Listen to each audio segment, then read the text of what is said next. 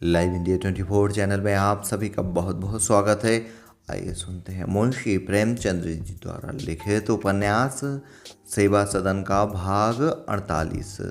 सुमन ने अत्यंत विनीत भाव से कहा, आप लोग मुझे इस योग्य समझते हैं, यह मेरा परम सौभाग्य है। मैं किसी से कुछ काम आ सकूं, किसी की सेवा कर सकूं, यह मेरी परम लालसा थी। आपके बताए हुए आदर्श पर मैं पहुंच ना सकूंगी, पर यथाशक्ति मैं आपकी आज्ञा का पालन करूंगी। यह कहते कहते सुमन चुप हो गई। उसका सिर झुक गया और आंखें ढबढबा आईं। उसकी वाणी में जो कुछ ना हो सका वह उसके मुख के भाव ने प्रकट कर दिया। मानो वह कह रही थी, यह आपकी असीम कृपा है जो आप मुझ पर ऐसा विश्वास कर रहे हैं। कहा, मुझ जैसे नीच दुष्चरित्र और कहा यह महान पद। यह ईश्वर ने चाहा तो आपको इस विश्वास दान के लिए पछताना ना पड़ेगा। गजानन ने कहा, मुझे तुमसे ऐसी ही आशा थी। परमात्मा तुम्हारा कल्याण करे। यह कहकर गजानन उठ खड़े हुए। पाँव फट रही थी। पपी की ध्वनि सुनाई दे रही थी। उन्होंने अपना कमंडल उठाया और गंगा स्नान करने चले गए। सुमन ने कुटी के बाहर निकल कर देखा, जैसे हम नींद से जाग कर देखते हैं। समय कितना सुहावना है, कितना शक्तिमय, कितना उत्साहपूर्ण। क्या इसका भविष्य भी ऐसा ही होगा? क्या उसके भविष्य जीवन का भी प्रभात होगा? उसमें भी कभी उषा की झलक दिखाई देती, कभी सूर्य का प्रकाश देगा। हाँ, होगा। और यह सुहावना शांतिमय प्रभात आने वाले दिन रूपी जीवन का प्रभात है। 1 साल बीत गया। पंडित मदन सिंह पहले तीर्थ यात्रा पर उधार खाए बैठे थे। जान पड़ता था सदन के घर आते ही एक दिन भी न ठहरेंगे, सीधा बद्रीनाथ पहुंचकर दम लेंगे। पर जब से सदन आ गया है, उन्होंने भूलकर भी तीर्थ यात्रा का नाम नहीं लिया। पोते को गोद में लिए असमियों का हिसाब करते हैं, खेतों की निगरानी करते हैं। माया ने और भी जकड़ लिया है। हाँ, भामा अब कुछ निश्चिंत हो गई है। पड़ोसियों से वार्तालाप करने का कर्तव्य उसने अपने सिर से नहीं हटाया। शेष कार्य उसने शांता पर छोड़ दिया है। पंडित पद्म सिंह ने वकालत छोड़ दी।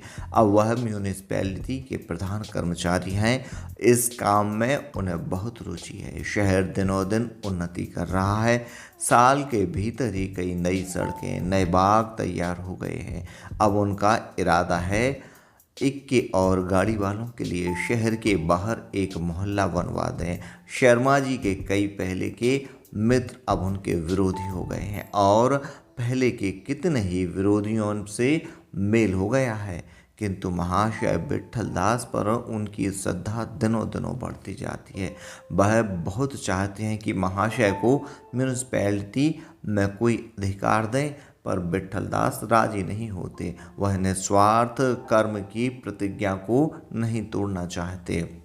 उनका विचार है कि अधिकारी बनकर वह अपना हित नहीं कर सकते। जितना पृथक रहकर उनका विधवाश्रम इन दिनों बहुत उन्नति पर है और म्यूनिसिपैलिटी में से उसे विशेष सहायता मिलती है।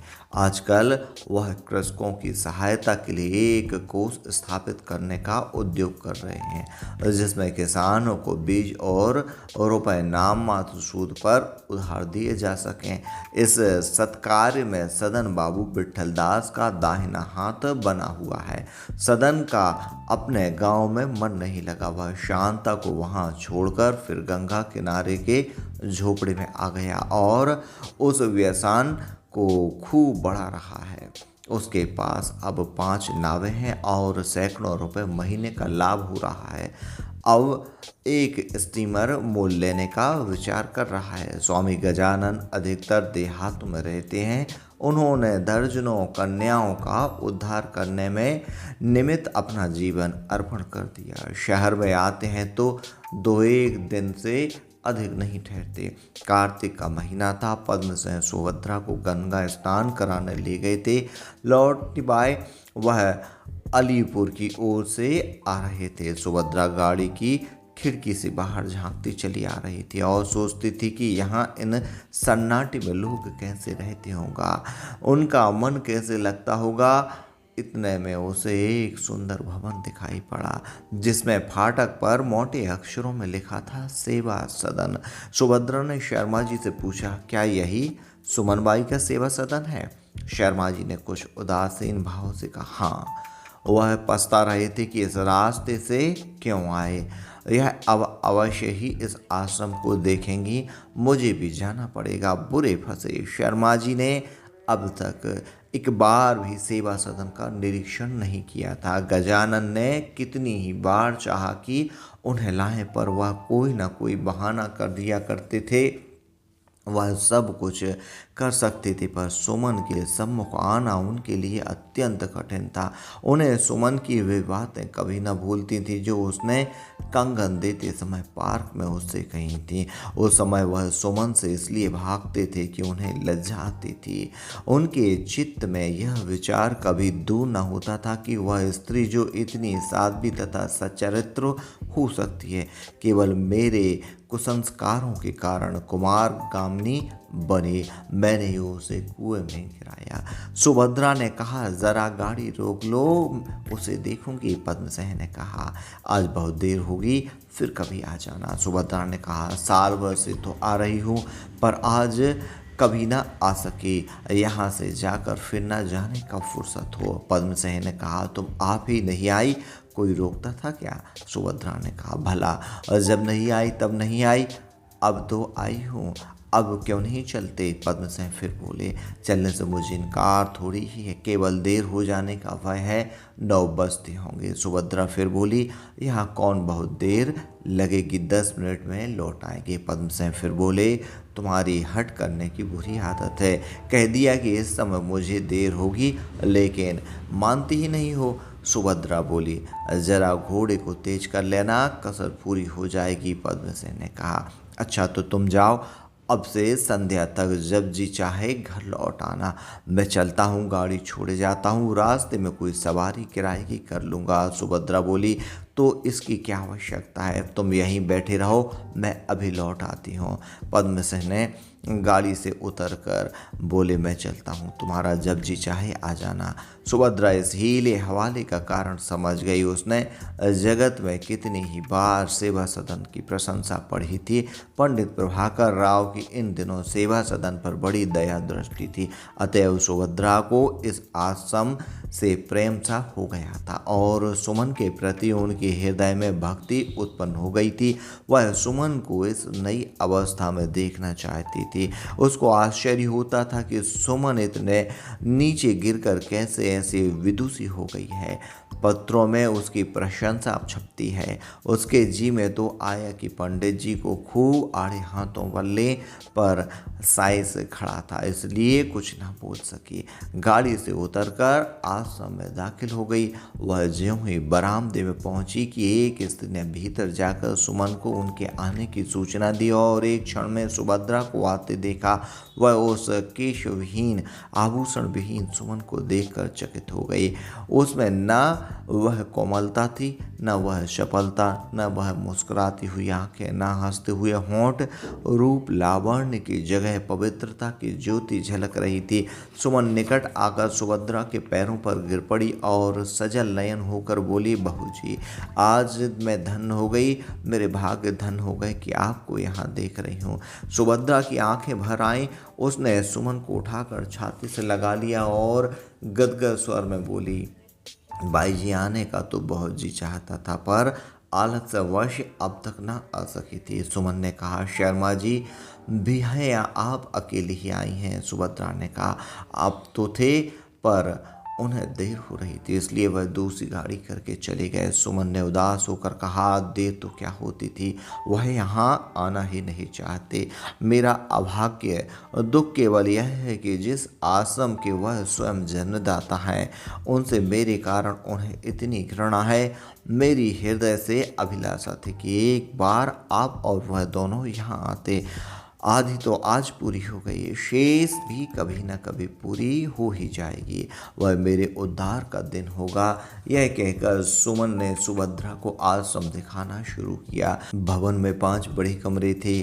पहले कमरे में लगभग 20 बालिकाएं बैठी हुई कुछ पढ़ रही थीं। उनकी अवस्था 12 वर्ष से 15 वर्ष की थी।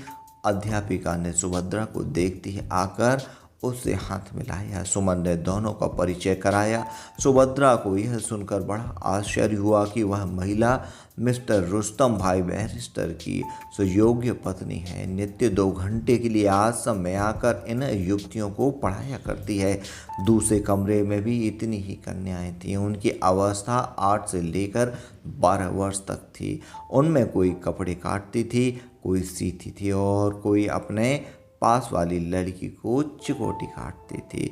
यहाँ कोई अध्यापिका न थी। एक बूढ़ा दर्जी काम कर रहा था। सुमन ने कन्याओं को तैयार किए हुए कुर्ते, जैकेट आदि सुभद्रा को दिखाए। तीसरे कमरे में 15-20 छोटी छोटी बालिकाएं थीं। कोई 5 वर्ष से अधिक की न थी। उनमें कोई गुड़िया खेलती थी, कोई दीवार पर लटकती हुई तस्वीरें देखती थी। सुमन आप ही इस कक्षा की अध्यापिका थी।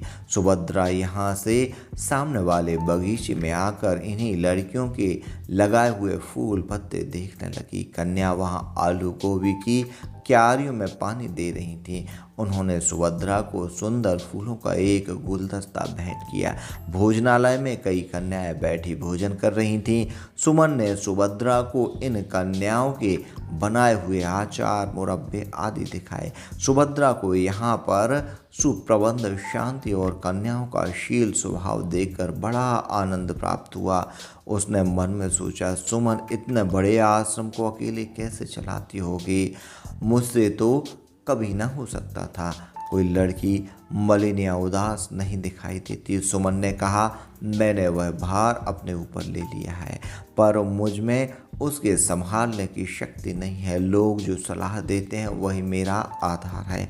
आपको भी जो कुछ त्रुटि दिखाई दे वह कृपया करके आप बता दीजिए, इससे मेरा उपकार होगा। सुभद्रा ने हंसकर कहा, बाई जी मुझे लज्जित न करो। मैंने तो जो कुछ देखा है उसी से चकित हो रही हूँ। तुम्हें सलाह क्या दूंगी, बस इतना ही कह सकती हूँ कि ऐसा अच्छा प्रबंधन विधवा आश्रम का भी नहीं है। सुमन ने कहा, आप संकोच कर रही हैं। सुभद्रा ने कहा, नहीं, सत्य कहती हूँ। मैंने जैसा सुना था उससे कहीं बढ़कर पाया। हाँ, यह तो बताओ, इन बालिकाओं की माताएं उन्हें देखने आती हैं या नहीं? सुमन ने कहा, आती हैं, पर मैं यथासाध्य इस मेल मिलाप को रोकती हूँ। सुभद्रा ने कहा, अच्छा, इनका विवाह कहाँ होगा? सुमन ने कहा, यह तो टेढ़ी खीर है। हमारा कर्तव्य है कि इन कन्याओं को चतुर गृहिणी बनने योग्य बना दें। उनका आदर समाज करेगा या नहीं मैं नहीं कह सकती। सुभद्रा ने बोला, बैरिस्टर साहब की पत्नी को इस काम में बड़ा प्रेम है। सुमन ने फिर कहा, यह कहिए कि आश्रम की स्वामिनी वही है, मैं तो केवल उनकी आज्ञाओं का पालन करती हूँ। सुभद्रा बोली, क्या कहूँ, मैं किसी योग्य नहीं तो मैं भी यहाँ कुछ काम किया करती। सुमन बोली, आते आते तो आप आज आई हैं उस समय शर्मा जी को नाराज करके। शर्मा जी फिर इधर आने तक ना देंगे। सुभद्रा बोली, नहीं, अब की इतवार को मैं उन्हें अवश्य खींच लाऊंगी। बस मैं लड़कियों को पान लगाना और खाना सिखाया करूंगी। सुमन बोली, इस काम में तो आप कितनी ही लड़कियों को अपने से भी निपुण पाएंगी। इतने में 10 लड़कियां सुंदर वस्त्र पहने हुए आईं और सुभद्रा के सामने खड़ी होकर मधुर स्वर में गाने लगीं, हे जगत पिता, जगत प्रभु, मुझे अपना प्रेम और प्यार दे। मेरी भक्ति में लगे मन ऐसा हो और विषय कामना को विसार दे। सुभद्रा यह गीत सुनकर बहुत प्रसन्न हुई और लड़कियों को 5 रुपये इनाम दिए। और जब वह चलने लगी तो सुमन ने करुण स्वर में कहा, मैं इसी रविवार को आपकी राह देखूंगी। सुभद्रा बोली, मैं अवश्य आऊंगी। सुमन ने कहा, शांता तो कुशल से है? सुभद्रा ने कहा, हाँ, पत्र आया था, सदन तो यहाँ नहीं आए। सुमन ने कहा, नहीं, पर 2 रुपए मासिक चंदा भेज दिया करते हैं। सुभद्रा बोली, अब आप बैठिए, मुझे आज्ञा दीजिए। सुमन ने कहा, आपके आने से मैं कृतार्थ हो गई। आपकी भक्ति, आपका प्रेम, आपकी कार्य कुशलता, किस किस की बढ़ाई करूं। आप वास्तव में स्त्री समाज का श्रृंगार हैं। मैं तो अपने को आपकी दासी समझती हूँ। जब तक जीऊँगी आप लोगों का यश मानती रहूँगी। मेरी बाह पकड़ी और मुझे डूबने से बचा लिया। परमात्मा आप लोगों को सदैव कल्याण करे।